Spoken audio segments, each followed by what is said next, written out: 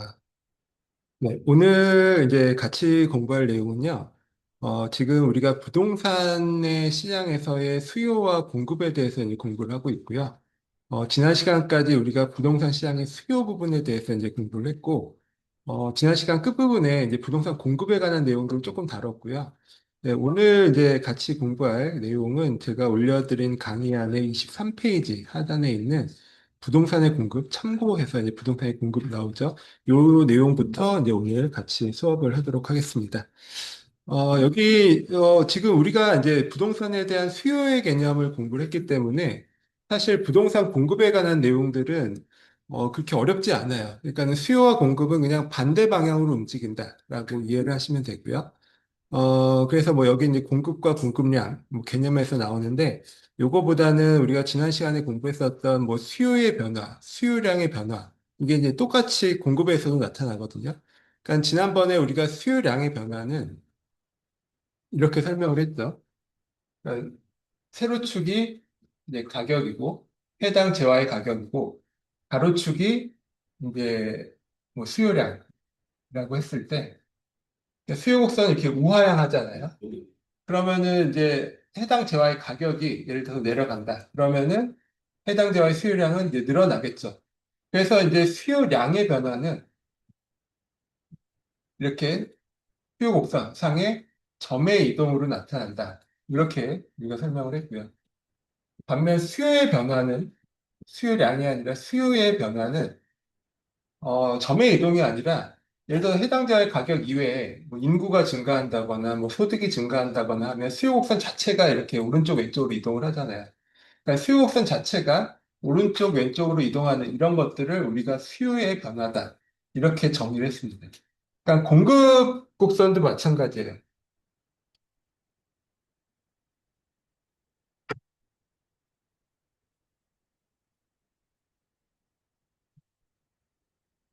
지우개를 누가 치워놓죠. 그 공급 곡선도 마찬가지고 우리가 이제 공급의 법칙, 공급 곡선이라고 하면 수요 곡선과 반대로 우리가 그려볼 수 있거든요. 그러니까 수요 곡선은 이제 가격이 내려가면 수요량이 늘어나고 가격이 오르면 수요량이 줄어드는 이렇게 반비례하는 관계가 있죠.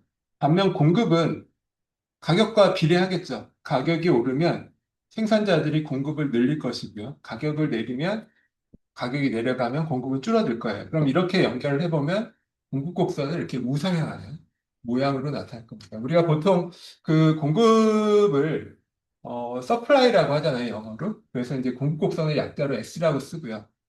뭐 디맨드, 수요가 이제 영어로 디맨드이기 때문에 수요 곡선을 약자로 D라고 표현합니다. 어쨌든 공급 곡선이 이렇게 모양이 되어 있을 때 결국 이제 공급에서도 이제 공급량의 변화라는 것은 이 해당자의 가격이 변화함에 따라서 공급곡선상의 점의 이동으로 나타날 것이고요. 반면 공급의 변화라는 것은 해당 재화의 가격 이외에 공급곡선에 영향을 주는 공급에 영향을 주는 요인들이 굉장히 많거든요. 뭐 예를 들어 대표적으로 최근에 유가가 오른다. 그럼 당연히 공급에 영향을 주겠죠. 이건 해당 재화의 가격과는 상관없는 외부 요인이잖아요. 그렇게 되면은 공급곡선이 예를 들어 오른쪽으로 이동하거나 왼쪽으로 이동하거나 이렇게 공급곡선 자체가 변화하게 됩니다. 이거를 공급의 변화다라고 우리가 그렇게 개념 정의를 해요. 그래서 이거는 그냥 경제학적인 개념 정의거든요. 그래서 수요량의 변화, 공급량의 변화는 해당 곡선, 수요 곡선, 공급 곡선 상에서 점의 이동으로 나타나고 공급의 변화, 수요의 변화는 그 선 자체가 오른쪽 왼쪽으로 이동하는 것을 뜻한다. 뭐 이런 정도로만 이해를 하시면 충분할 것 같습니다. 그래서 뭐 공급의 개념, 공급량의 개념 이렇게 있는데 사실 읽어봐도 헷갈리거든요. 사실 뭐 어려운 내용은 아닌데 헷갈리기 때문에 사실 공급량 이런 개념보다는 지금 말씀드린 이런 식으로 공급의 변화, 공급량의 변화 이렇게 이해를 하시는 게 더 좋을 것 같고요. 이건 뒤에 다시 설명이 나옵니다. 그리고 우리가 이제 특히 공급에서 이제 중요하게 봐야 될 내용이 단기와 장기라는 개념이에요. 그러니까 우리가 보통 수요를 분석을 할 때 단기, 장기 이런 것들 분석을 잘 안 하잖아요. 근데 이제 공급에 있어서는 단기라는 개념과 장기라는 개념이 굉장히 중요할 수밖에 없습니다. 왜냐하면 우리가 지난 시간에 공부한 것처럼 부동산의 공급은 일반적인 재화, 상품과 달리 공급의 시차라는 것이 존재하기 때문입니다. 그러니까 부동산 공급은 바로 즉시 시장에 공급이 될 수가 없고, 한참 동안 시차가 걸려야, 시간이 한참 걸려야 비로소 이제 시장에 공급이 이루어질 수 있다. 그러니까 우리가 뭐 예를 들어서 말씀드렸던 것처럼 뭐 시장에서 아파트에 대한 수요가 늘어나고 아파트 가격이 치솟는다고 해서 갑자기 내일 모레 우리 시장에 아파트가 공급될 수가 없잖아요. 그래서 이제 보통 아파트 같은 경우에는 뭐 3년에서 5년 정도의 공급 시차가 있다고 하죠.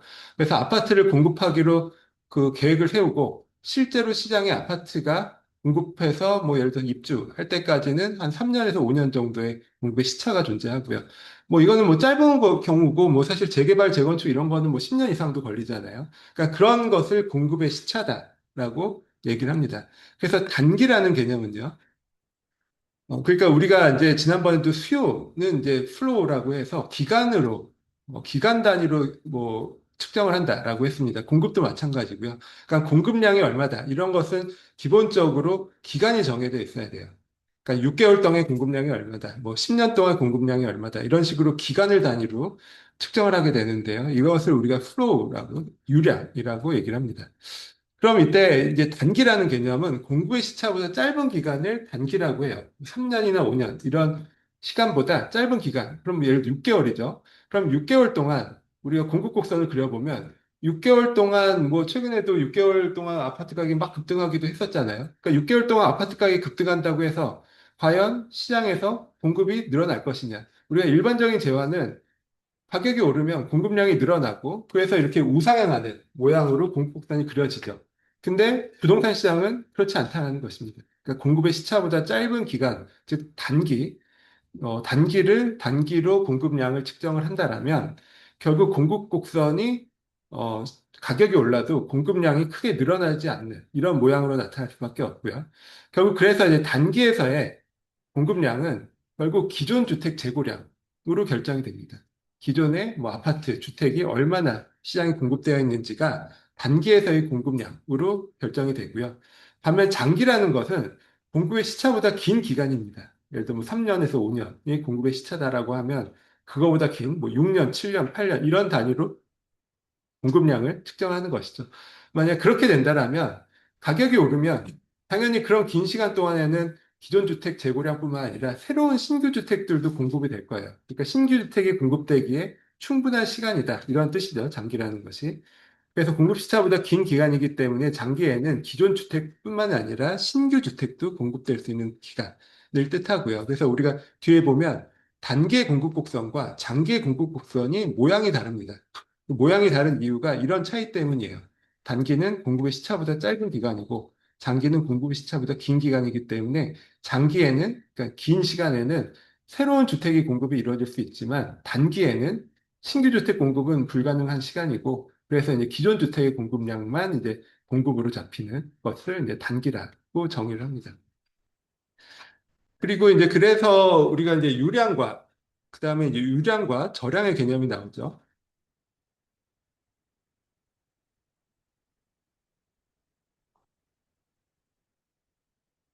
네.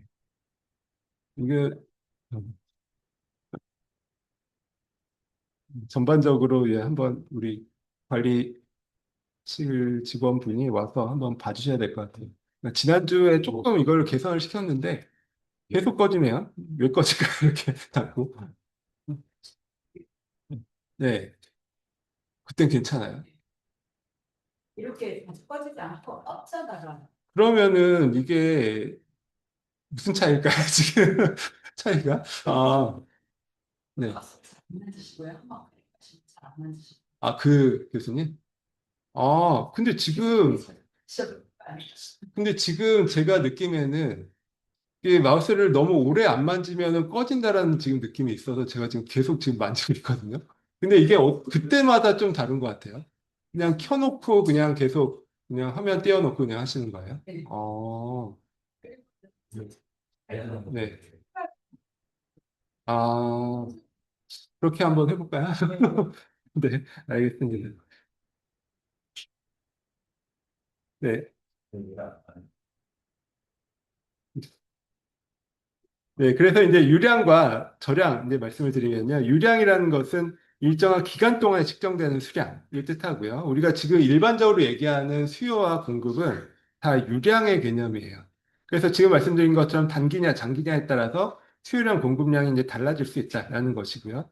그래서 우리가 보통 예를 들어 뉴스를 볼 때 뭐 신규 주택 공급량, 뭐 주택 거래량, 뭐 아파트 공급량 이런 거에 얼마다 뭐 이런 뉴스들이 나오잖아요. 이런 개념들은 다 이제 유량, 즉 기간에 따라 측정하는 그런 개념입니다. 그래서 우리가 이런 수치가 나올 때는 반드시 전제가 있어요. 그러니까 기간이 나와 있습니다. 그러니까 뭐 2025년에 뭐 신규 주택 공급량이 얼마다거나 뭐 2025년 뭐 1분기에 주택 거래량이 얼마다거나 뭐 지난 10년간 아파트 공급량이 얼마다거나 이런 식으로 기간이 나와 있지 않으면 이 수치가 설명이 되지 않아요. 그런 것을 우리가 유량, 즉 플로우라고 얘기를 하고요. 우리가 일반적으로 수요 공급 곡선에서 배우는 수요량 공급량은 그런 유량의 개념입니다. 그 다음에 이제 저량, 스탁은 특정 시점에서 측정되는 수량을 스탁이라고 합니다. 그래서 우리 주택 재고량 이런 것들은 예를 들어서 2026년 뭐 3월 31일 현재 뭐 우리나라 주택 재고량이 얼마다 이런 식으로 측정을 하는 것이지 뭐 지난 6개월 동안의 주택 재고량이 얼마다 이런 식으로 측정하지 않거든요. 그러니까 그런 점에서 차이가 있고요. 뭐 우리가 가계의 자산이나 가계의 부채도 역시 유량이 아니라 저량, 스톡의 개념입니다. 그래서 우리 뭐 요즘 또 뉴스 많이 나오는 뭐 가계부채가 뭐 천조를 돌파했다, 뭐 이천조에 육박한다, 뭐 이런 얘기들 있잖아요. 그런 것들은 다 이제 스톡의 개념이기 때문에 지금 현재 시점, 그 뉴스가 나오는 그 현재 시점, 뭐 예를 들어서 그 날짜 기준으로 자산이나 부채가 측정이 되는 것이고, 뭐 예를 들어서 지난 1년간의 가계부채다, 뭐 이렇게 표현을 할 수가 없어요. 예를 들어서 뭐 지난 1년간의 단위로 가계부채를 측정한다라면 뭐 지난 1년간의 가계부채 뭐 증가율이라든지 뭐 이런 식으로 측정을 해야 되는 것이죠. 그래서 기본적으로 재고량, 자산, 부채 이런 것들은 저량, 스톡에 해당한다. 근데 우리가 이제 기본적으로 지금 우리가 공부하고 있는 수요 공급 곡선은 다 유량, 이제 플로우의 개념으로 이해를 하시면 되고요. 그래서 이제 공급 곡선, 지금 말씀드린 이제 공급의 법칙과 공급 곡선에 대해서 이제 설명을 드리겠습니다. 이게 수요의 법칙, 곡선과 완전히 정반대다라고만 이해를 하시면 되죠. 그래서 수요 법칙은 가격과 공급량이 반비례한다라고 했잖아요. 반면 공급 법칙은 가격과 공급량이 비례합니다. 그리고 이것도 마찬가지로 가격이 변함에 따라서 공급량이 얼마나 변화할 것인지를 나타내는 것을 공급 법칙, 공급의 법칙이라고 합니다. 그러니까는 공급이 변함에 따라서 가격이 얼마나 오르고 내리냐 이게 아니라 독립 변수가 가격이라는 거죠. 수요도 마찬가지였죠. 그러니까 수요 곡선에도 가격이 오르면 수요량이 줄고 가격이 내리면 수요량이 늘잖아요. 그래서 이제 우하향하는 수요 곡선이 나타났는데 만약 이걸 바꿔서 생각을 해서 만약에 수요량이 늘어났을 때 가격이 오를지 내릴지 즉 수요량을 독립 변수로 하고 세로축의 가격을 종속 변수로 한다라면 수요 곡선의 모양이 달라질 거예요. 왜냐하면 수요가 늘어나면 보통 가격은 오르잖아요. 그럼 수요와 가격이 비례하는, 즉 우상향하는 그런 수요 곡선으로 나타날 수가 있겠죠. 근데 우리가 이제 보는 전제는 그렇지 않고 세로축의 가격이 독립 변수고 그에 따라서 수요량이 얼마만큼 변화할 것인지를 나타내는 것이 수요 법칙, 수요 곡선이기 때문에 이렇게 우하향하는 수요 곡선으로 나타났고요. 공급 곡선도 마찬가지입니다. 공급 곡선도 가격이 이제 변화할 때 공급량, 가격이 상승하면 공급량이 증가하죠. 그걸 반대로 이해를 해서 만약에 공급이 증가했을 때, 보통 공급이 증가하면 가격은 내려가잖아요. 그러니까 그런 식으로 따져본다라면 오히려 공급과 가격이 반비례로 움직일 수가 있어요. 근데 그렇지 않고 우리가 가격이 변함에 따라서 공급량이 얼마나 늘고 줄는지를 나타내는 것이기 때문에 일반적으로 우리 상식상 가격이 오르면 공급량이 늘어나죠. 그리고 가격이 내리면 공급량이 감소합니다. 그래서 우리가 그림을 그려보면 아까 이제 칠판에 그렸던 것처럼 이렇게 우상향하는 그런 공급곡선의 모양으로 나타난다라는 것입니다. 그래서 여기까지는 우리가 일반적인 내용인데 아까 우리가 본 것처럼 토지, 또 이제 부동산의 공급 곡선은 좀 특수성이 있습니다. 기본적으로 특히 토지는 부증성이라는 특성이 있잖아요. 그러니까 부증성이라는 것은 늘어날 수 없다, 증가하지 않는다라는 특성이고요. 그래서 예를 들어서 뭐 토지 가격이 막 지금 급등한다고 해서 우리 뭐 서울에 있는 토지라든지 뭐 우리 대한민국에 있는 토지가 늘어나진 않잖아요. 이런 것들을 부증성이라고 하거든요. 그럼 그럴 경우에 토지에 공급 곡선을 이렇게 그려보면 이렇게 수직의 모양으로 나타날 수밖에 없습니다. 즉, 세로축의 가격이 아무리 오르고 내려도 공급량이 고정되어 있는 특정 그 수준으로 고정되어 있다라는 뜻이고요. 이거를 우리가 이제 뒤에 보지만 이제 완전 비탄력적, 가격에 대해서 토지 공급이 완전 비탄력적이다. 이렇게 얘기를 합니다. 그리고 이런 게 토지뿐만이 아니라 이제 아파트와 같은 건축물은 사실 시간만 길게 주어지면 공급량이 가격에 비례해서 늘어날 수가 있겠죠. 근데 아까 말씀드린 단기로 측정을 한다라면 단기는 공부의 시차보다 짧은 시간이고 그래서 신규 공급량이 이제 신규 주택 공급이 이루어지지 못하는 시간을 단기라고 했잖아요. 그러니까 단기로 측정을 하면 아파트나 건물의 공급 곡선도 똑같이 이렇게 수직의 모양으로 나타날 수밖에 없습니다. 즉, 가격이 오르든 내리든 신규 주택 공급이 이루어질 수 없는 그런 현상을 나타내게 되는 것입니다. 반면 이제 토지의 경제적 공급 곡선이라는 것이 있어요. 그러니까 우리가 지난 시간에 공부한 것처럼 토지는 물리적으로는 면적이 늘어나지 않는 부증성의 특성이 있지만 용도적인 측면에서는 다양성, 또 용도적인 측면에서는 그 용도 전환을 통해서 경제적 공급량이 늘어날 수도 있다. 이렇게 설명을 드렸거든요. 예를 들어서 뭐 토지를 개발한다거나 뭐 토지 이용을 집약적으로 한다거나 또는 공법상 규제에 용도 전환을 이제 이루어지게 한다거나 된다면 토지의 경제적 측면에서 용도적 측면에서는 공급량이 가격에 비례해서 늘어날 수가 있습니다. 뭐 예를 들어서 5층 아파트를 지을 수 있었던 토지에 이제부터는 10층을 지을 수 있도록 규제를 풀어줬다라고 하면 용도적, 경제적 관점에서 공급이 이제 증가한 셈이 되는 거죠. 그래서 뭐 우리 쉽게 얘기해서 뭐 주거 영택지가 부족하고 거기에 아파트가 부족해서 아파트 가격이 막 오른다라고 하면 어쨌든 물리적인 땅의 면적은 고정돼 있지만 뭐 그전에 이제 택지로 쓰지 않던 뭐 주택지로 쓰지 않았던 뭐 임야라든지 뭐 전답 이런 것들을 택지로 용도 전환을 할 수가 있죠. 그렇게 되면은 물리적 면적이나 공급량은 그대로지만 택지의 경제적 공급량은 증가할 수가 있습니다. 그래서 이렇게 그림을 그려보면 일반 재화처럼 이렇게 우상향하는 공급곡선이 나타날 수 있다는 거예요. 부동산의 경우에도. 그러니까 가격이 오르면 공급량이 늘어나는 거죠. 그러니까 용도적이고 경제적 측면에서는 공급량이 증가할 수 있다. 그리고 아파트 시장 같은 경우에도 단기에는 공급곡선이 이렇게 수직의 모양, 즉 공급량이 고정돼 있지만 장기로 가면 갈수록 가격이 오르면 결국 아파트 공급량도 장기적으로는 늘어난다. 그러면 이렇게 우상향하는 공급곡선으로 나타나게 되겠죠. 그래서 이제 여기도 이제 우리가 지난번에 수요 곡선이 원점을 향해서 볼록하다라는 것은 뭐 한계 효용, 뭐 체감의 법칙에 따라서 원점을 향해서 볼록하다 이렇게 설명을 드렸고요. 우리가 이제 공복선도 이게 비슷한 게 있어요. 한계 비용 체증의 법칙이라는 것이 있습니다. 그래서 이게 이제 이렇게 직선으로 우상하는 것이 아니라 이렇게 아래쪽을 향해서 볼록한 형태로 우상하는 모양으로 나타납니다. 근데 이거는 그냥 참고로만 이해를 하시면 될 것 같고요. 우리가 이제 사실 이제 경제학 그 중개사 시험에서 뭐 이런 문제들이 많이 나오잖아요. 이런 거 계산 문제도 출제가 되거든요. 그 중개사 시험에서. 근데 이제 그런 거 할 때는 항상 이제 전제를 수요곡선이나 공급곡선을 이렇게 직선으로 전제를 해서 그런 문제가 나와요. 사실 그렇게 하는 이유가 있습니다. 왜냐하면 이게 곡선으로 수요곡선이나 공급곡선을 표시를 하면 그 함수 자체가 이차 함수가 돼야 되거든요. 그럼 이게 우리가 이제 중개사 시험에서는 그 사칙 연산만 되는 계산기를 쓰시잖아요. 그럼 그런 걸로는 계산이 안 되는 거예요. 그렇기 때문에 우리가 일반적으로 중개사 시험, 특히 중개사 시험에서는 그렇게 계산을 좀 쉽게 하기 위해서 수요곡선과 공급곡선을 이제 직선, 지금 뭐 볼록하다 뭐 이렇게 설명을 드렸지만 이제 직선을 전제로 해서 이제 그런 문제가 출제가 되고요. 우리가 나중에 한번 그 공인중개사 시험 기출문제도 한번 같이 풀어볼 겁니다.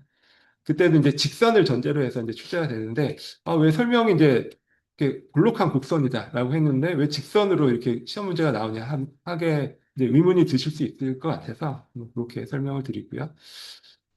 그 다음에 이제 부동산 공급의 결정 요인입니다. 우리가 이제 수요 결정 요인들에 대해서 이제 공부를 했었잖아요. 수요 결정 요인이라고 하면 뭐 인구의 변화, 뭐 소득의 변화, 또는 뭐 금리의 변화, 뭐 이런 것들, 또는 대체재 가격의 변화, 보완재 가격의 변화, 이런 것들이 수요 결정 요인이라고 해서 수요 곡선, 수요에 영향을 주는 그런 요인들이 있었어요. 그러니까 그 공급에 있어서도 똑같은 그런 변수들이 있습니다. 그러니까 여기서 이제 말씀드린 게 공급량의 변화와 공급의 변화, 아까 설명을 드렸죠. 그래서 공급량의 변화는 해당 부동산 가격 변화에 따라서 동일한 공급 곡선상의 점의 이동으로 나타났고요.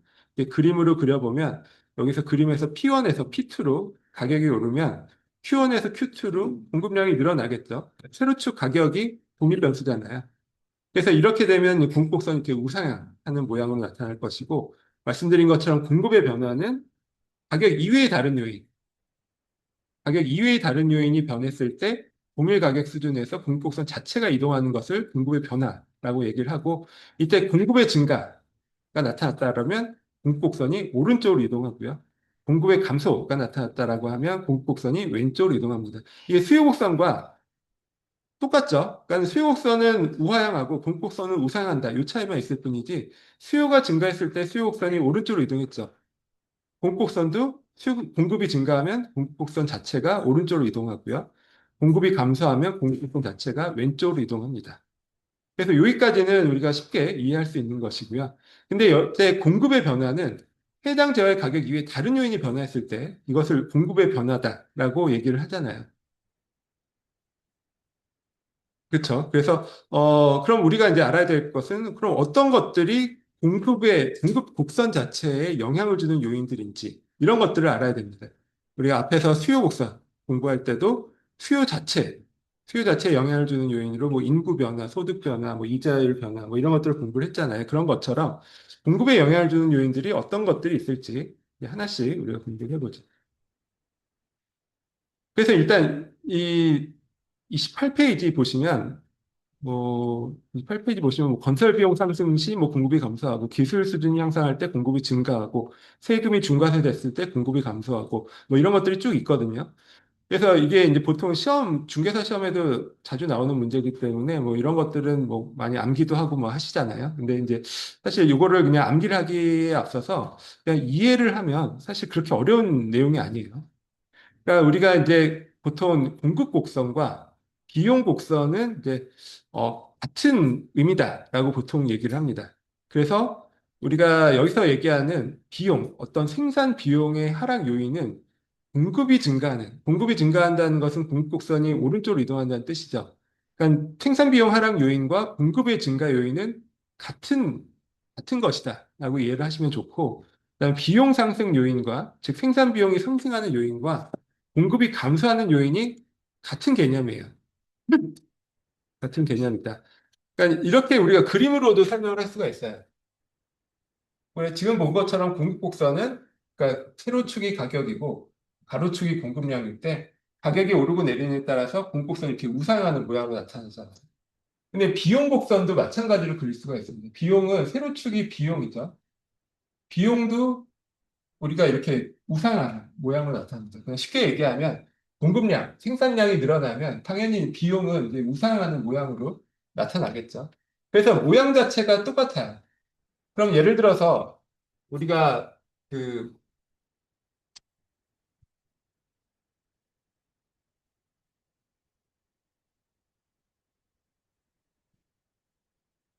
네. 하여튼 이제 비용 곡선, 비용이 상승했다. 예를 들어서 뭐 지금 유가가 오르고 뭐 콘크리트 가격이 올라가서 비용이 상승했다 그러면 비용 곡선이 이렇게 위로 올라가는 모양이겠죠. 근데 이제 공급이 감소했다라고 하면은 어떻게 표현하냐면 지금처럼 공급 곡선이 왼쪽으로 이동하는 모양으로 나타납니다. 그래서 이제 공급 곡선은 왼쪽으로 이동하고 왼쪽 오른쪽으로 이동하고 비용 곡선은 위아래로 이동을 해요. 근데 이게 결과적으로 보면 왼쪽으로 이동한 것과 비용 곡선이 위로 이동한 것은 똑같죠? 그렇죠? 똑같은 결과로 나타나죠. 그림상으로는. 그래서 우리가 이렇게 이해할 수 있어요. 비용이 상승한다. 비용이 상승한다는 것은 같은 말로 공급이 감소한다는 뜻이고 생산 비용이 하락한다라는 것은 같은 말로 공급이 증가한다.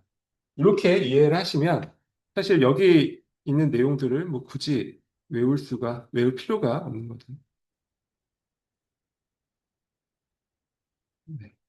그래서 28페이지 위에 보시면 건설 비용이 상승했을 때 공급 원가 증가로 공급이 감소한다. 그러니까 건설 비용이 상승했다. 뭐 건설에 들어가는 철근 콘크리트 가격이라든지 뭐 그 석유 가격이라든지 뭐 이런 것들이 상승했겠죠. 그러면은 원가, 비용이 상승하는 것이기 때문에 이 얘기는 결국 공급이 감소한다는 것과 같은 의미고 그러면은 공급 곡선이 왼쪽으로 이동하는 결과가 되겠죠. 그리고 예를 들어 기술 수준이 향상했다. 그럼 우리가 기술 수준이 향상하면 똑같은 물건을 만들 때 그 생산 비용, 공급 원가가 감소하잖아요. 그렇죠. 기술 수준이 향상하면 공급 원가가 공급의 비용이 감소한다는 뜻이기 때문에 비용이 내려간다는 뜻이기 때문에 그 얘기는 공급이 증가하는 것과 같은 의미입니다. 그래서 기술 수준 향상 시 공급이 증가한다. 이게 같은 의미고요. 그다음에 세금이 중과됐다. 세금이 중과됐다라고 하면 이것도 비용 상승 요인이죠. 그러니까 세금이 중과됐다라는 뜻은 비용이 올라갔다는 뜻이고요. 그럼 비용이 올라갔다라고 하면 이거는 같은 의미로 이제 공급이 감소하고 공급 곡선이 왼쪽으로 이동했다라는 것과 같은 의미가 됩니다.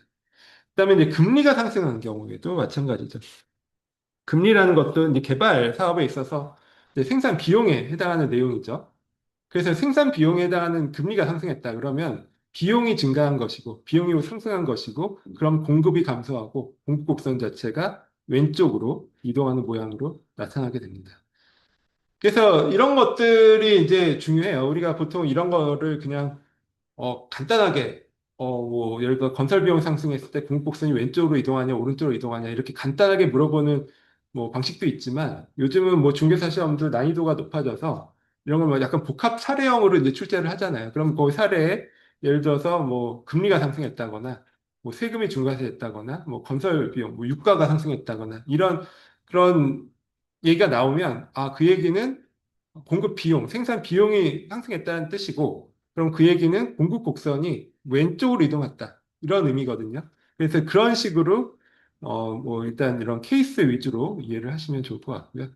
그래서 이제 그렇게 이해를 하려면 지금 말씀드린 것처럼 이제 비용이 상승한다는 것은 공급 곡선이 이제 왼쪽, 즉 공급이 감소하는 뜻이고, 비용이 이제 하락하는 요인들은 반대로 이제 공급 곡선이 오른쪽으로 이동, 즉 공급이 증가하는 모양으로 나타난다. 이렇게 이해를 하시면 될 것 같습니다.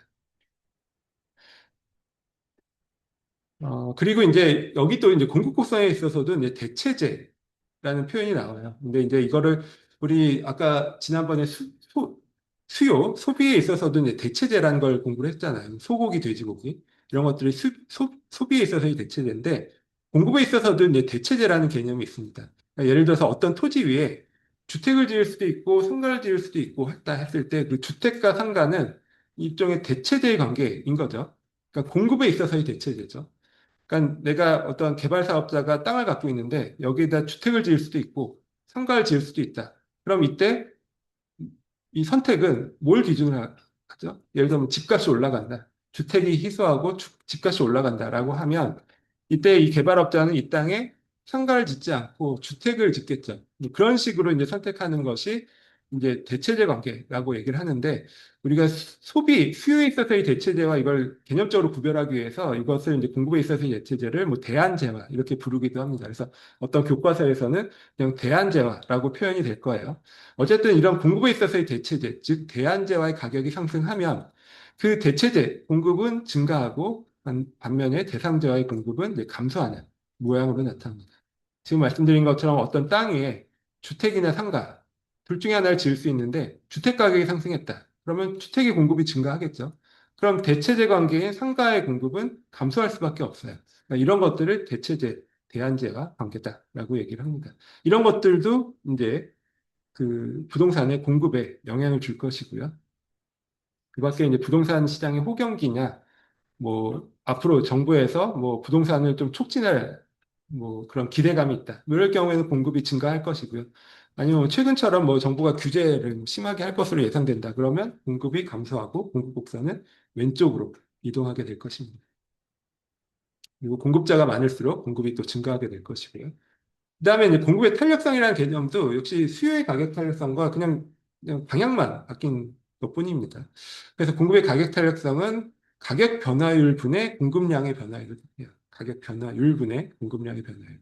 그래서 지난 시간에 우리가 왜 그 수요의 탄력성 설명을 드릴 때 가격의 변화량이 아니라 가격의 변화율 분의 수요량의 변화율로 그렇게 이제 계산을 하는지 설명을 드렸어요. 유조선과 뭐 바나나 사례를 들면서 설명을 드렸는데 똑같은 원리로 이 공급의 가격 탄력성을 설명할 때도 가격 변화율 분의 공급량의 변화율로 계산을 합니다.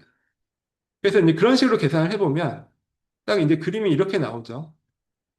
아까 이제 토지의 물리적 공급곡선, 또 토지의 단기 공급곡선은 수직의 모양을 나타낸다라고 했습니다. 즉, 가격이 아무리 오르고 내려도 공급량이 고정돼 있다라고 했고요.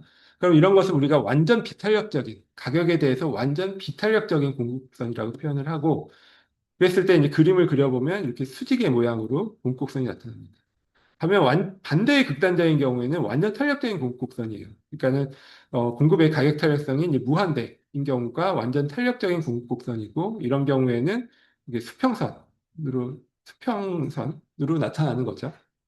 그래서 보통은 이 중간 사이에 있는 거죠. 그래서 비탄력적이다.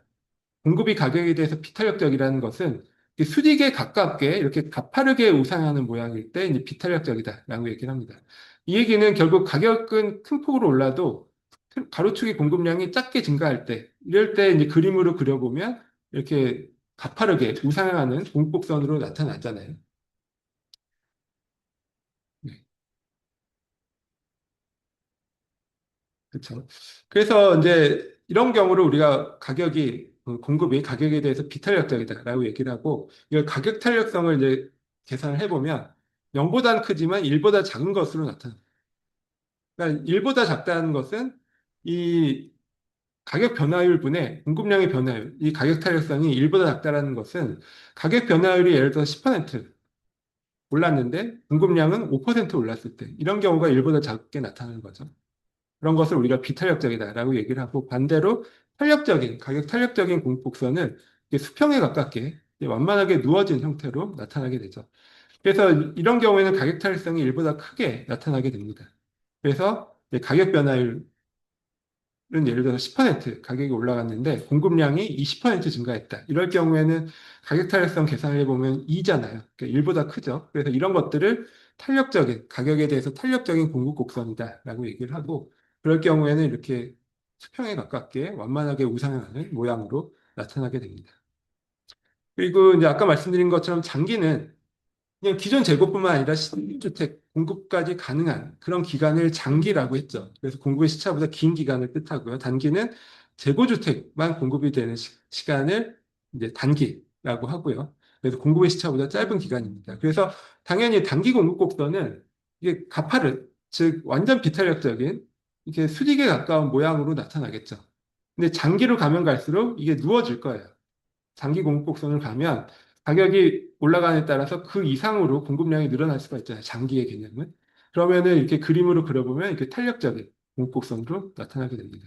그래서 우리가 이제 이렇게 이해할 수 있죠. 단기 공급곡선은 장기 공급곡선보다 비탄력적이고 장기 공급곡선은 단기 공급곡선보다 이제 탄력적이다. 이게 맞는 표현이에요. 보통은 이걸 바꿔서 이제 객관식 지문에 많이 나오잖아요. 근데 단기는 비탄력적이고 장기가 탄력적이다. 뭐 이렇게 이해를 하시면 될 것 같습니다. 이거는 수요에 있어서도 마찬가지였어요. 수요도 단기에는 가격에 대해서 비탄력적이었고요. 장기로 가면 갈수록 더 탄력적인 수요 곡선이 나타난다라고 이제 지난 시간에 설명을 드렸습니다. 그래서 이제 여기까지 일단 한번 보시고 잠깐 쉬었다가 이제 제 5강 전이어서 공부하도록 하겠습니다.